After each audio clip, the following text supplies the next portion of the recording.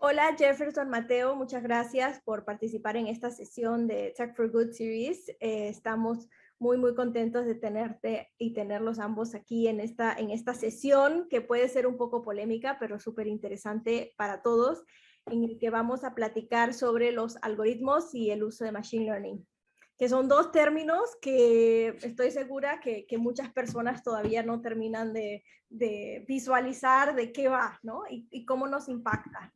Pero si quieren al inicio, cuéntenme un poco qué han hecho, en qué se desarrollan, cómo entraron a este mundo de la tecnología y básicamente en qué andan.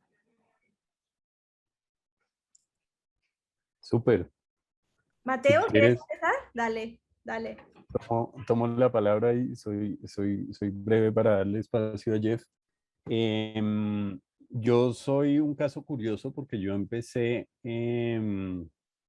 soy diseñador gráfico de profesión y me metí en el mundo del diseño gráfico en punto, porque me gusta mucho dibujar, me gusta mucho ilustrar y llegué como creyendo que el diseño iba por ese lado y me di cuenta de que el diseño es un mundo totalmente diferente. En diseño no solamente estamos hablando de graficar las cosas, sino de entender los comportamientos, de diseñar básicamente las formas en que nos comportamos, de diseñar cómo nos movemos, diseñar cómo interactuamos. Y me empecé a dar cuenta de eso en buena parte cuando empecé a trabajar, porque empecé a trabajar en el mundo de los videojuegos y empecé a darme cuenta trabajando en game design, que muy empíricamente en su momento, que uno lo que hace es un poco diseñar precisamente eso, precisamente comportamientos, diseñar en últimas acciones. Entonces, ¿qué pasa cuando tú presionas este botón? ¿Qué pasa cuando presionas este otro botón? Todo se trata de llevar a las personas a un fin o a los usuarios a un fin determinado. Eh, y por ahí derecho, entonces me pasé del mundo de los juegos a descubrir todo lo que tiene que ver con el diseño de experiencia de usuario y por la misma experiencia de usuario empecé a descubrir también un mundo nuevo que es todo lo que tiene que ver con los datos, cómo yo a partir del conocimiento de los datos puedo entender a las personas. Y eso me llevó un poco al mundo del machine learning. Súper. ¿Eh? Pues antes que nos contés de qué va el Machine Learning, no sé, Jefferson, si nos contás un poco de vos y tu trayectoria y cómo llegaste a este mundo de la tecnología y dónde estás ahora. Vale. Bueno, mi trayectoria por la tecnología, digo yo que es un tanto curiosa porque, digamos que en mi casa llegó, vamos a decir, llegó la computación cuando yo tenía cerca de 9 años. Siempre me gustaba como mucho cacharrear, pero siempre era un usuario de esa tecnología. Por ejemplo, me gustaban mucho los videojuegos, entonces yo decía, no, me encanta este mundo, me parece muy chévere. Y en algún punto decidí, dije, oiga, yo quiero estudiar lo que es computación, ¿no? Entonces yo estudié ingeniería de sistemas. Y claro, cuando entré al mundo ya dije, ok, una cosa es uno ser un usuario de la tecnología y otra cosa es sentarse a hacer toda la tecnología. Son dos cosas muy diferentes. A ti te puede gustar ser un usuario, pero programar lo que hay detrás de pronto no tanto. Pero pues a la final a mí me terminó encantando, pero que toda mi trayectoria durante la universidad creo que aprendí montones y tuve muy buenos mentores y por eso soy un apasionado de la tecnología, tanto como usuario como estar detrás de todo eso. Mm, y también en algún punto empecé a conocer, digamos que digamos que en ingeniería uno, por lo menos el enfoque que yo tenía en la universidad era más ingeniería de software, es decir, construir software para que personas consuman, digamos, no sé, si estamos en un marketplace, entonces que puedan comprar un producto, etcétera, etcétera.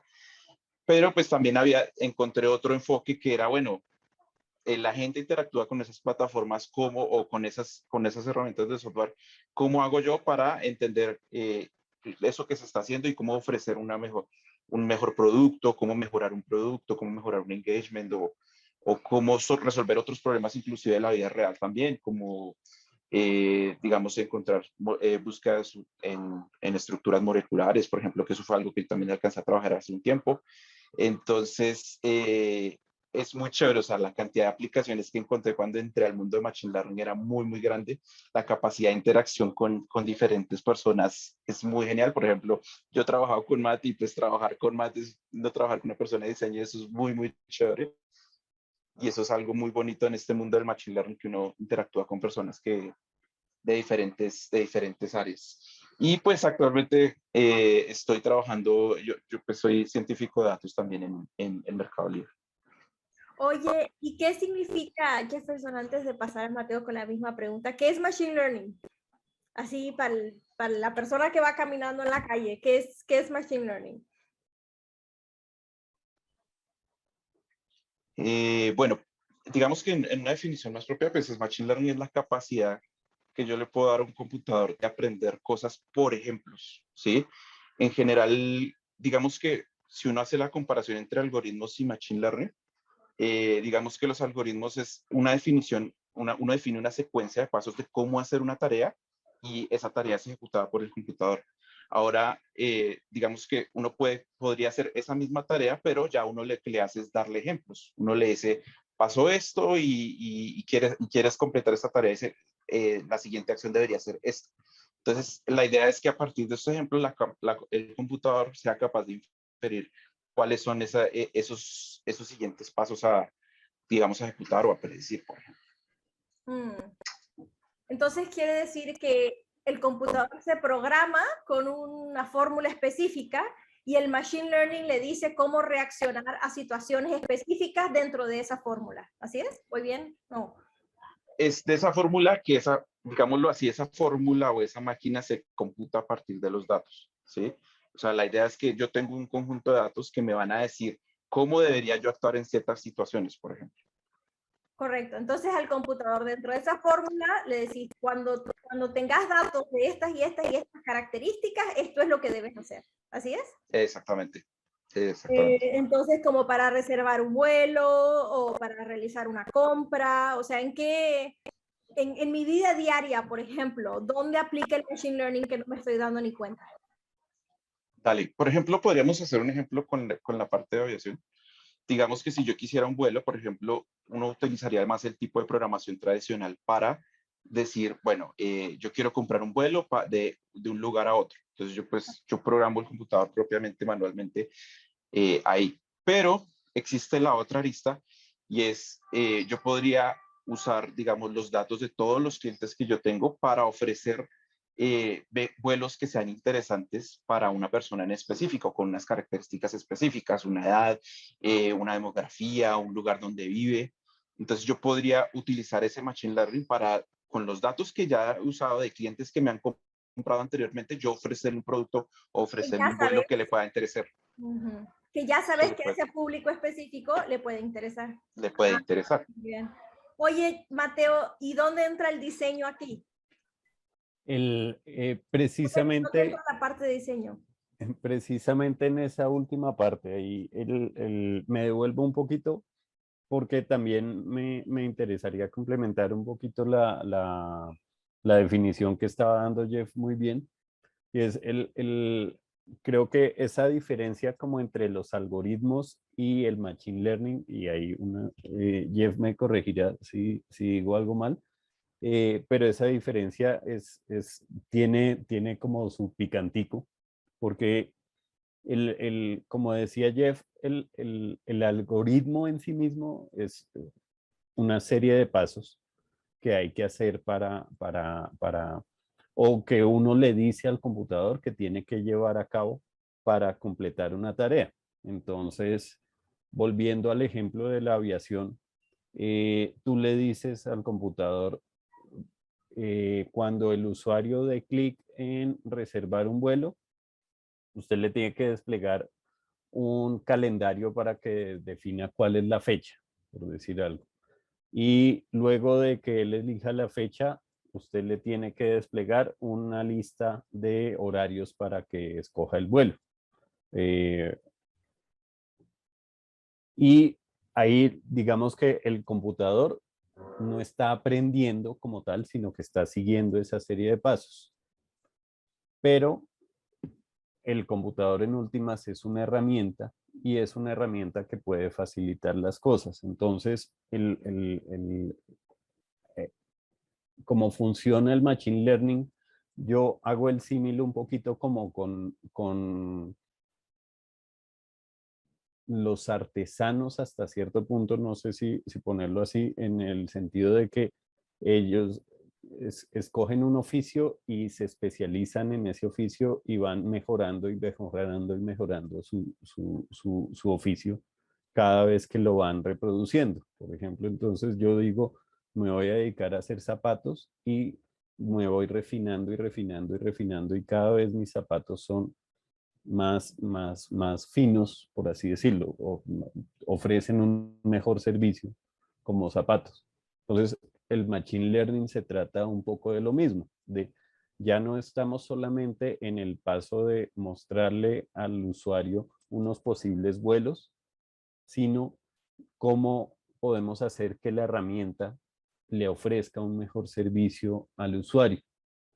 Entonces, ahí aparece en un mundo de posibilidades. Tú puedes decir, quiero que el calendario sea más grande, quiero que el calendario tenga mejores fechas, quiero hacer que ya no se muestre todo el año, sino solamente un mes.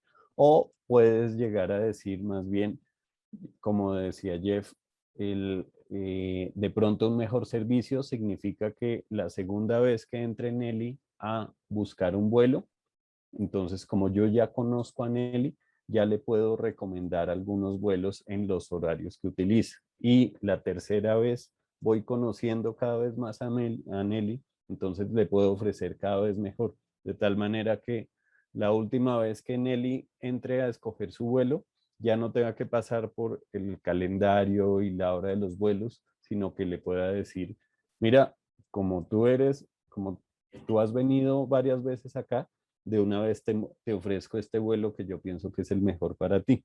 Entonces, un poquito el papel del diseño ahí es ayudar, porque en últimas nosotros no damos el último punto de vista, pero sí ayudar a los equipos a encontrar ese valor en el servicio. ¿Cuál puede ser la mejor manera en que las máquinas deberían aprender para prestar un mejor servicio?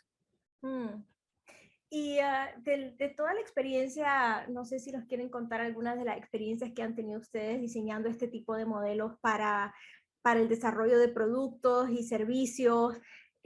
¿Cuáles son algunas de las cosas más interesantes que han aprendido y qué ven, qué oportunidades ven en la tecnología para el uso del bien común? ¿Sí? ¿Cuáles son esas oportunidades que ustedes ven ahí que dicen, ching, esto podría hacerse mucho mejor, podría optimizarse mucho mejor?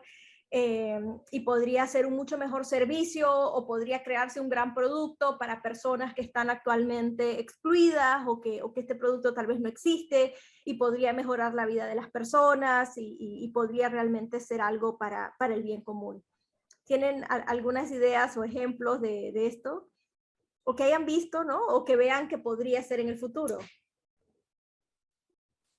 Bueno, pues digamos que si me preguntas a mí, digamos que hay aplicación y algo muy bonito que tiene la inteligencia artificial es que eh, hay diseños de productos que tú lo piensas en un principio y no te das cuenta del alcance que puede llegar a tener, ¿no? Por ejemplo, algo que me parece muy bonito, por ejemplo, suele ser, por ejemplo, el tema de los cohetes reutilizables, y eso era algo que literalmente era magia, si lo pensábamos hace 10 años, hoy en día lo podemos usar. Y digamos, en el caso de SpaceX, que ha sido como una de las compañías que ha dirigido más, ha hecho más trabajo sobre ello, siempre el objetivo de ellos siempre han pensado es como, bueno, vamos a llegar a Marte, ¿sí? Pero han empezado a utilizar esto en otras aplicaciones que yo creo que hacen que tener, digamos, un mundo más inclusivo, ¿no? El hecho de poder tener internet en cualquier lugar del mundo me parece que es una cosa impresionante, o sea, pensar en que muchas comunidades que no han podido tener un acceso porque, no sé, hay un montón de desigualdad en muchos países, a que actualmente puedan acceder a un servicio de Internet es una locura. Eso es algo que no se podía pensar. Entonces creo que ese, por ejemplo, puede ser una aplicación que uno dice, bueno, pero eso se puede pensar, es porque hoy en día poner un satélite va a ser mucho más barato porque tengo un cohete reutilizable. Entonces, es ese tipo de cosas que uno suele ver, que uno no se imagina dónde puede aplicar y a la final es bonito ver que uno dice, oiga, puedo llegar a ese tipo de aplicaciones. Entonces, así creo que hay montones de ejemplos a los que podemos llegar. Entonces, por ejemplo, hace poco lo que pasó, por ejemplo, con AlphaFold, entonces la cantidad de aplicaciones para, por ejemplo, para descubrimiento de nuevas drogas, para problemas físicos o de enfermedades crónicas. Entonces, hay montones de cosas que son muy bonitas y que pueden llegar a diferentes lugares, ¿no? Que uno no se puede imaginar hasta dónde puede llegar, ¿no? Totalmente. Mateo. Sí, yo de pronto ahí me voy un poquito de polémico, pero creo que hay algo que suena muchas veces, pero que suena negativamente tal vez porque no, no vemos muchas veces como los ejemplos concretos, pero que yo creo que también tiene su lado súper positivo y es que finalmente el, el, el Machine Learning y volviendo un poco a esta definición como primaria de que las máquinas son herramientas para nosotros, es una herramienta que sirve muchísimo para escuchar. El- y si tú lo miras, pues finalmente los computadores, una de las ventajas que tienen es que pueden procesar mucha más información, digamos, que la que uno procesa normalmente y en ese sentido dan un alcance mucho mayor.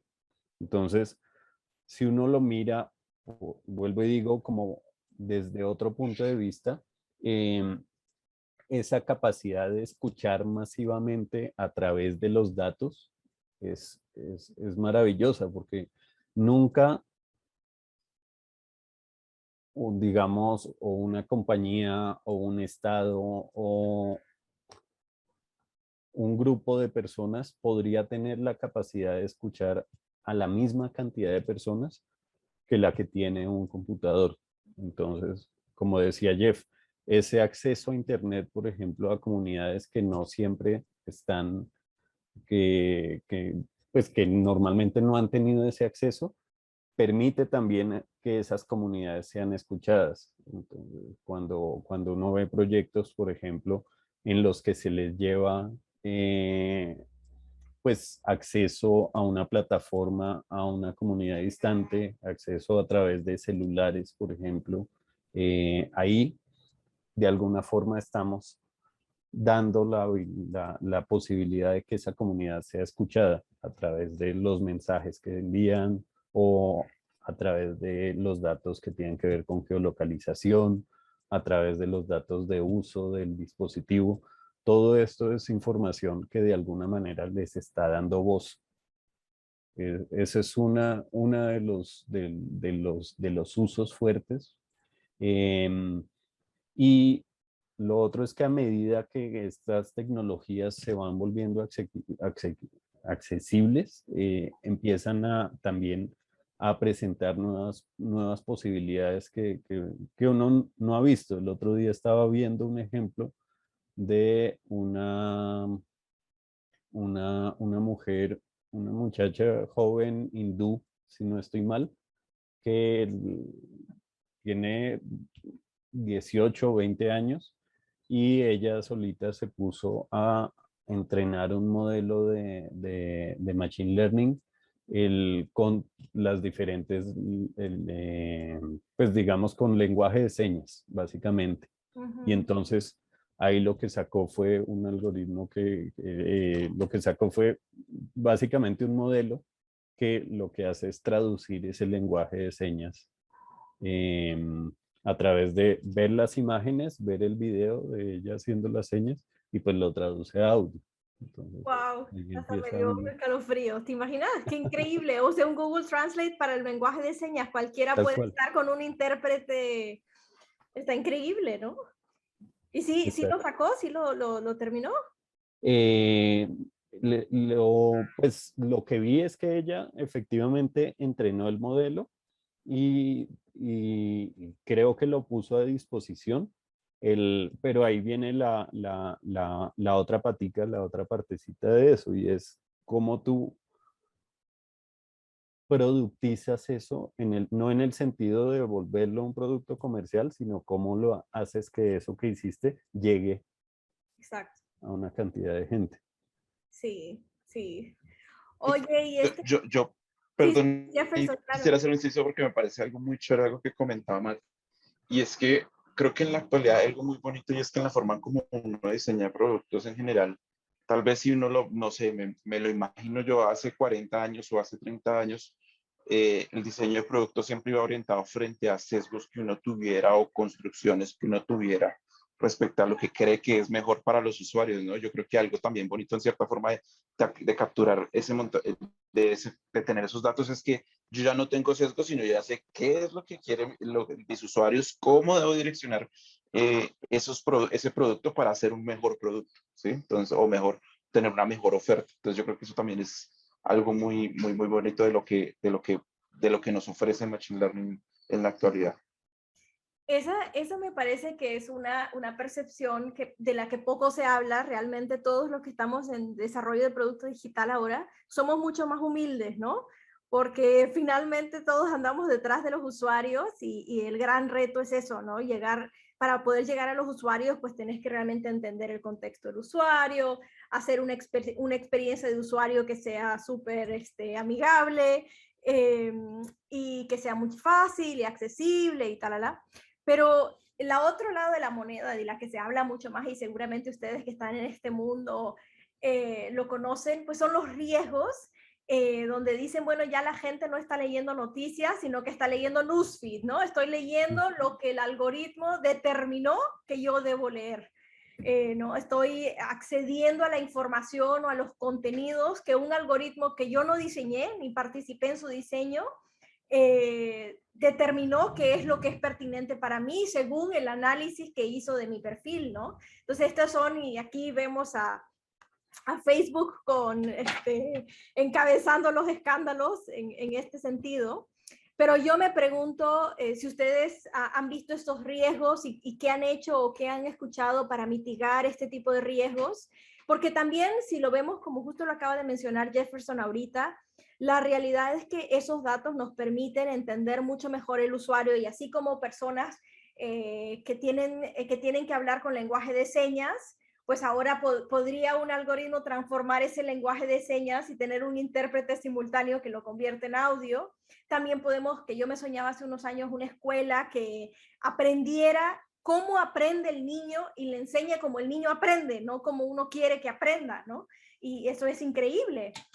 También en el caso de muchas plataformas como Mercado Libre o como otras, los algoritmos también pueden ayudar a personas que no tienen acceso a su mercado, a decirle cuál es su mercado y llevarlo a su mercado y abrirle todo un canal de venta que para pequeños negocios, antes me imagino, vos Jefferson estás mucho más expuesto a esto, ¿no? De crear canales de venta para personas que estarían en otras circunstancias sin esa posibilidad, ¿no? De vender por internet, de vender en línea, de conocer a su usuario, de conocer quién es su mercado.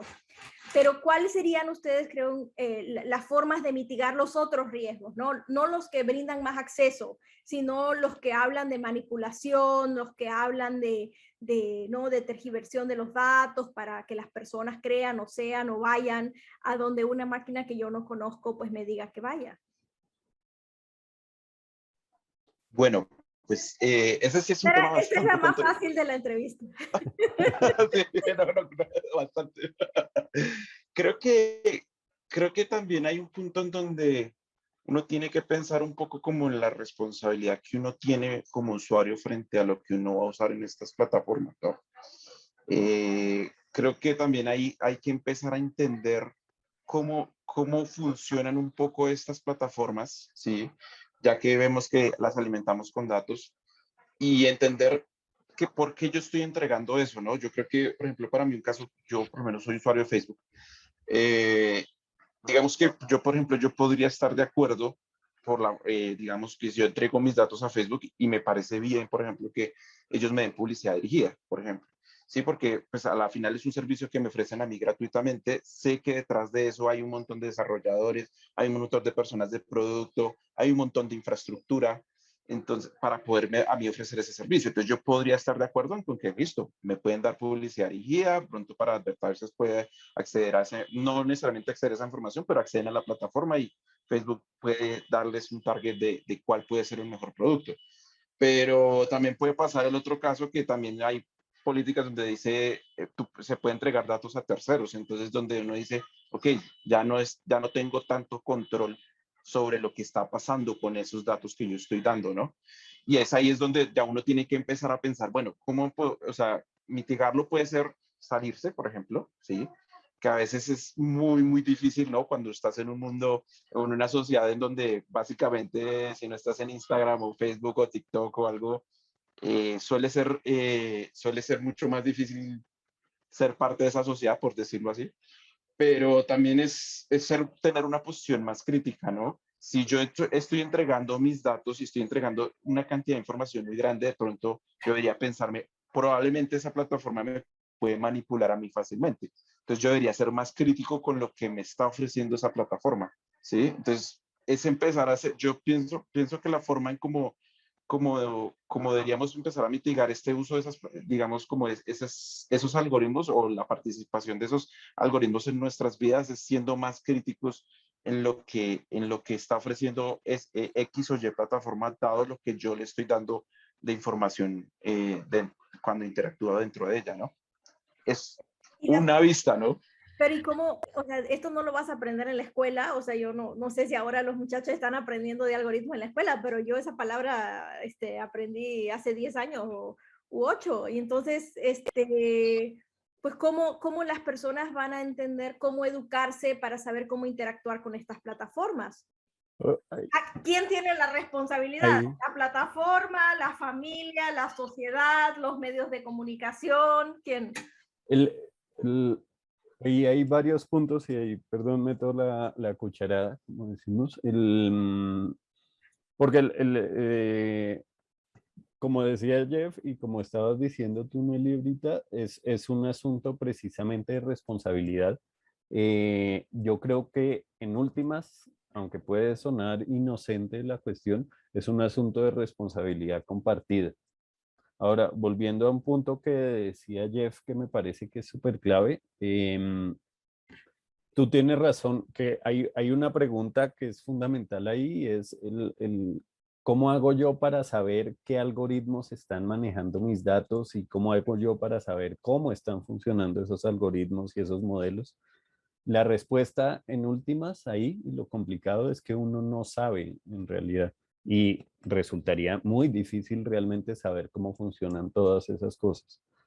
Pero lo que yo sí puedo saber en últimas, y ahorita que vivimos en un poco la era de la información, es cómo administro yo mis recursos. Y volviendo al tema de la era de la información, uno de los recursos más valiosos que puede tener uno ahorita es el de la atención y el tiempo de atención que le dedica. Entonces, volviendo ahí a lo que decía Jeff, ahorita tenemos TikTok, tenemos Instagram, tenemos Facebook, tenemos Mercado Libre, tenemos una cantidad de marketplaces diferentes, tenemos una cantidad de apps diferentes y diferentes ofertas que básicamente nos están consumiendo eso. Pero entonces la pregunta para mí en últimas es, si yo soy consciente y si yo me hago un consumidor consciente y si yo sé que mi tiempo es valioso, entonces lo que yo debo preguntarme es, ¿a qué le invierto yo mi tiempo que me esté dando el mejor retorno de inversión? De pronto le estoy invirtiendo mucho tiempo a Instagram y el retorno de inversión es solamente ver una cantidad de imágenes. De pronto le estoy invirtiendo mucho tiempo a Facebook y mi retorno de inversión es solamente reforzar mi propio punto de vista. porque las personas funcionan muy parecidos a mí o piensan muy parecidos a mí, o de pronto le estoy invirtiendo mucho tiempo, qué sé yo, a un libro y estoy aprendiendo una cantidad de cosas, pero también estoy sacrificando como mi tiempo de esparcimiento. Entonces, creo yo que ahí es donde está un poquito esa pregunta que tú tienes toda la razón, Nelly. Es una pregunta que sí, para mí, deberían enseñar a hacer en este momento, tanto las escuelas como las familias, como las diferentes personas. Totalmente. ¿Sí? Y yo quisiera agregar, hay un tema, y a mí me parece, yo tenía una relación con Twitter un poco, al principio no era tan buena, pero yo creo que ahorita me ha gustado montones y es un buen ejemplo de pronto de lo que queremos llegar acá. No hay veces tampoco tanta necesidad de estudiar lo que hay de fondo, aunque sí me creo que es importante. Pero, por ejemplo, yo con Twitter empecé a seguir personas, por ejemplo, de las cosas que yo estudio normalmente, de ciencia de datos, de machine learning, y empecé a tener una relación muy chévere con Twitter porque Twitter me empezó a ofrecer información de cosas que yo no sabía que existían y que me interesan. ¿Sí? Yo no tenía ni idea de ciertos algoritmos o de ciertos nuevos métodos que se están trabajando y ha sido muy chévere esa relación. Entonces yo creo que es el punto en donde yo ya me he dado cuenta de, oiga, cada vez que yo le doy un seguir, cada vez que le doy un retweet, cada vez que me gusta un comentario, sé que me está dando se está moviendo algo ahí detrás que me está ayudando a ofrecerme un mejor contenido. Entonces yo creo que también, más allá de pronto un poco de entender lo que hay debajo, que es importante, es también ver que esa información que yo estoy dando, cómo está afectando mi interacción con la plataforma, ¿sí? También yo creo que pasaría en la vida real que si yo le entrego tal vez mucha información a una persona, esa persona podría manipularme fácilmente, me podría, no sé, sobornar o me podría cualquier cosa de ese estilo. Entonces ya es donde uno diría, tal vez yo tendría una relación más crítica con esa persona de, sí, ¿será que le creo todo lo que me dice? Tal vez sabe mucho de mí, entonces tal vez yo debería ser más crítico en ello. Y también, si yo solo le doy ese grupo de información que a mí me interesa, pues yo puedo tener una relación más chévere, de pronto más sana con un producto. Entonces, que es lo mismo que me ha pasado con Twitter. Entonces, es eso, sí, es como más entender, tener un poquito más de conciencia en cómo interactuamos en estas plataformas. Entonces, el secreto está en tener acciones conscientes, o sea, que nuestra interacción con la tecnología no sea algo fortuito, sino que sean acciones conscientes con un entendimiento claro de qué voy a buscar, qué tanto me voy a exponer y la calidad de la interacción, ¿no? Tal cual. Sí, y creo que también o sea, digamos que pensando en la responsabilidad que tú decías, Nelly, creo que hay muchas responsabilidades en diferentes ámbitos, porque, por ejemplo, últimamente también están saliendo muchos temas, por ejemplo, en Europa, en donde tú tienes el derecho a ser olvidado. A veces, tal vez, es demasiado tarde, ya le entregaste muchísimo la información de los datos a una plataforma y también es importante pensar en, no sé, en una regulación algo que ayude en esas plataformas, por ejemplo, como el derecho a ser olvidado, ¿no? Entonces, sí, hay un grupo de responsabilidades también ahí que podríamos discutir toda la tarde porque eso es un montón de cosas, pero sí, yo creo que hay un conjunto de responsabilidades, no es un tema de que solo es las plataformas o es solo la gente, sino hay una mezcla de esas dos.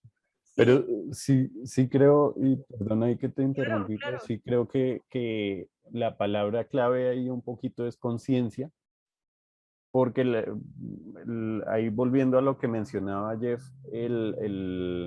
siempre hay un trade-off y esto no se trata digamos que del bueno y el malo, em, porque volvemos a ese ejemplo de los olvidados y sí está esa posibilidad, pero también esa posibilidad que ahorita se está viendo como una posibilidad muy, muy positiva, también tiene sus consecuencias. También hay que hacerse la pregunta, ¿qué significa para mí ser olvidado a las alturas del 2022? Que Exacto. no- No, pero y también va a ser un tema cultural, ¿no? Porque habrán algunas sociedades donde eso tenga un valor, donde esa privacidad tiene un valor y habrán otras sociedades donde ser recordado tiene un valor. y habrán sociedades más abiertas y más responsables en su interacción en las medias, y habrán sociedades que sean por naturaleza menos conscientes en su interacción. O sea, eso también no creo que va a haber una fórmula que va a aplicar a todos, ¿no? Va a depender en la sociedad en la que se desarrolle, y la tecnología va a empezar a tener que segmentarse dependiendo del público que va a atender, ¿no? Las reglas que regulan la tecnología, ¿no? Difícilmente esto se va a poder homogenizar. Sí, sí, eso va a ser bastante heterogéneo. Bueno, entonces estábamos hablando sobre la importancia de tomar decisiones conscientes, ¿no? De no tener una interacción con la tecnología que no esté acompañada de una acción que uno diga, bueno, aquí la interacción que voy a tener es para este fin, ¿no? Como comentaba Jefferson, su buena relación con Twitter, que falta que le hace Twitter que más personas digan eso. Pero creo que sí, que el reto es ese, ¿no? Es bien, porque tal vez para nosotros que estamos expuestos al mundo de la tecnología, eso es algo obvio hasta cierto punto, porque percibimos que hay ¿no? ese manejo de datos, que hay ese entendimiento de datos, pero la pregunta continúa siendo como, bueno, las personas, ¿no? Decía Mateo que entonces esto va a ser responsabilidad de la escuela o va a ser responsabilidad de las familias, pero la realidad es que las escuelas y las familias también están entendiendo esto, ¿no? Y no van a saber exactamente cómo por qué explicar y cómo guiar y cómo... y yo siempre he dicho que la labor de un maestro ahora es cada vez más importante, pero también más difícil, porque ahora ya no solamente ya transferir contenido a nuestros alumnos es completamente irrelevante porque el contenido igual lo pueden encontrar, sino justamente ser esa guía, ¿no? Ser esa guía en cómo exponerse a esos contenidos, cómo buscar esos contenidos.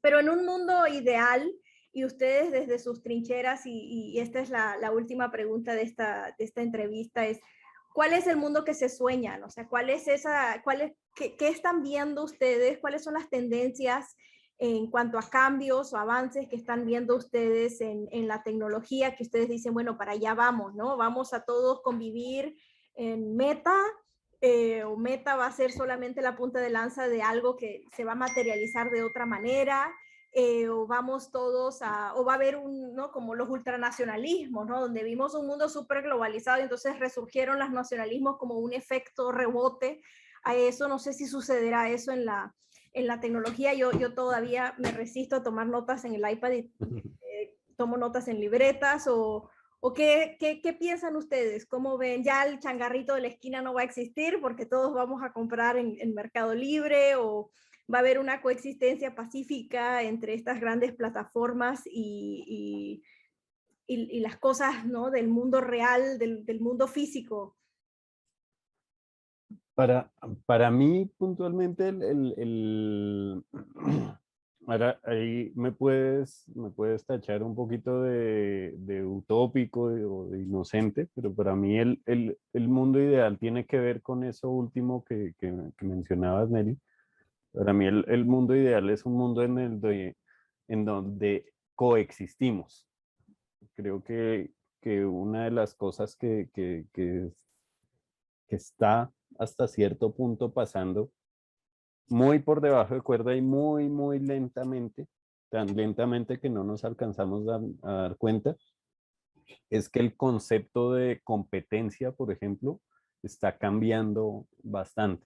Si tú miras cómo eran las corporaciones, las grandes empresas en los 80s y como esa caricatura que tenemos del ejecutivo de los 80, que era el único que podía tener el traje más caro y la tarjeta más cara y las gafas más caras y que nadie más podía tener eso y vivía en competencia incluso consigo mismo. Eso ha ido cambiando y ha ido bajando cada vez más. Y ya buscamos, obviamente, una competencia, pero esa competencia generalmente está enfocada a cómo ofrecemos algo mejor precisamente para seguir siendo competitivos. Entonces, el mundo ideal para mí tiene que ver con, uno, esa competencia sana, dos, herramientas de transparencia porque ahí también hay como una doble vía entre, o pues una dualidad más bien entre digamos que los que se enfocan en vamos a prohibir estas cosas y vamos a prohibir las cosas porque vemos que van a ser negativas, entonces prohibimos la transferencia de ciertos datos y prohibimos eh, ciertos comportamientos y prohibimos X o Y, eh, porque de alguna manera pensamos que eso es malo para nuestras comunidades. Yo personalmente pienso que ese no es el camino correcto y ahí vuelvo a una opinión personal para mí y va un O sea poco que asociado a esto de la transparencia. Dime. estabas en desacuerdo que bloquearan a Trump o sí está bueno que bloquearan a Trump. Eh, Uy, buenísima la pregunta y directo a la yugular. El, el, estoy estoy o estuve de acuerdo con que bloquearan a Trump por las circunstancias y por el contexto. En mi mundo ideal, no estaría de acuerdo con que lo bloquearan. Ah, muy bien. ¿A qué me refiero? A que finalmente era una acción necesaria en su momento, básicamente porque estaba costando vidas un poco, porque estaba incitando a la violencia con muchas de sus posiciones y con el radicalismo y demás. Pero en mi mundo ideal, lo que pasaría con la transparencia es que tú no tendrías la necesidad de bloquearlo porque las personas tienen los argumentos suficientes como para tener una contraposición. Ya. Mm. Ahora, vuelvo y digo, es un idealismo bastante complicado. Pero pues pienso que, y por eso decía, vamos muy, muy, muy lentamente, pero sueño con que algún día lleguemos a un estado así. Y, y eso tiene que ver también con que hace un rato hablábamos de las capacidades que nos dan ahorita las herramientas para escuchar. Lo que pasa es que, vuelvo a la transparencia, en términos ideales, la capacidad de escuchar no debería ser de unos pocos y de interpretar y de analizar no debería ser de unos pocos, sino que todos deberíamos tener herramientas para eso. Ya, de acuerdo. Y vos, Jefferson, no te voy a hacer una Bueno. difícil. No, pero ya de por sí la pregunta es difícil. Yo creo que para mí a mí la pregunta creo que es algo que te deja mucho que pensar porque digamos que hoy en día el crecimiento de lo que es el uso de Machine Learning, hay digamos que muchísimas verticales, muchísimas áreas donde se está aplicando, donde yo no hay forma de trazar qué es lo que se está haciendo y, y es muy difícil ver las consecuencias de lo que se está desarrollando, ¿no? Yo creo que, por ejemplo, un ejemplo muy interesante fue, por ejemplo, el caso que hubo en Google, donde unos empleados que literalmente armaron una protesta porque al parecer se iban a ofrecer aplicaciones, no sé, como de visión por computador o cosas de ese estilo, a aplicaciones militares. Entonces, claro, la gente, por ejemplo, yo como persona diseñé un sistema de visión por computador para detectar caras y yo lo que hice, pues, no, es que yo lo voy a ofrecer como un API para que las empresas las puedan usar y puedan tener sus aplicaciones con algo interesante, o puedo ser yo Facebook y yo quiero identificar caras para que las personas puedan etiquetar y uno puede decir, es una aplicación chévere, bonita, pero uno nunca se da cuenta cuál es el alcance que puede llegar a hacer eso, ¿no? Por ejemplo, creo que hay datos también de que en Amazon, por ejemplo, los sistemas de visión por computador lo está usando la policía para identificar personas y muchos de esos algoritmos inclusive pueden tener sesgos sobre ciertos géneros. Entonces, claro, uno no se da cuenta de qué tanto puede crecer, de cómo, hacia dónde va a crecer. Entonces, claro, para mí ¿Qué es caras va a muy tomar? difícil decir, Ujú. y es muy difícil decir qué cosas van a pasar, pero que sí me gustaría ver y muy relacionado con, con lo que hablábamos anteriormente. Yo creo que a mí me parece, o sea, para mí una relación como que, o sea, lo que me gustaría ver en el futuro en el mundo de la tecnología es viendo a la gente más responsable frente a lo que usamos, frente a lo que creamos, no solo yo como usuario, cómo interactúo con esas plataformas, sino yo como usuario lo que estoy creando, o sea, o yo como creador, qué estoy construyendo y cómo lo estoy construyendo y cómo estoy impactando a la gente. Que eso es un tema muy grande que está pasando en AI, también lo llaman inclusive responsible AI, donde queremos queremos ser más equitativos a la hora de diseñar algoritmos, tratar de eliminar los sesgos que pueden inclusive tener datos. Entonces, creo que tener más responsabilidad frente a eso que estamos creando es algo muy, muy interesante. Y eso es algo que pues, a mí también me dio mucha luz. Hace poco por ahí vi un quote que ponían en Twitter de una persona que se llama Andrew Trask, y decía, trabajar en ML no es necesariamente hacer el mundo mejor, sino que más bien implica hacer el mundo más rápido.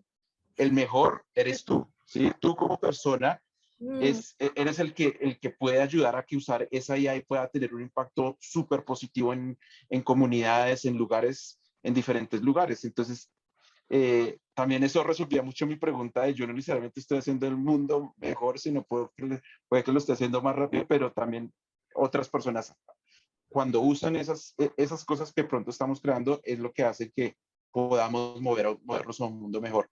Y creo que entre más tengamos esa responsabilidad, creo que nos va a ayudar a crecer más en qué aplicaciones podemos tener usar la tecnología y que pueda impactar muchísimas más vidas. Pero creo que en eso es el mundo utópico que yo me quedaría, ¿no? Claro, yo creo que en eso coincidimos los tres, que necesitamos un mundo más consciente, más transparente de los alcances y del uso de la tecnología, porque nunca sabemos cuándo el contexto va a ser bueno para uno o para otro. Para pagarle ¿no? Quitarle el micrófono a alguien, pues depende quién tiene el micrófono, que lo puede quitar, ¿no? Y depende de dónde esté leyendo el contexto quién tiene el micrófono. Entonces, eso es un riesgo. Entonces, mejor que todos tengamos siempre acceso y hagamos ese uso consciente y no venga un tercero a decirnos, a encender o apagar el switch dependiendo de su contexto, ¿no? Eso pienso, pero sí, súper interesante la conversación con ustedes, de verdad, muchísimas gracias. Es un mundo tremendamente relevante, hacen un trabajo tremendamente relevante y los valores que guían su trabajo creo que es lo que hace que ustedes sean particularmente interesantes para hablar y para conocer.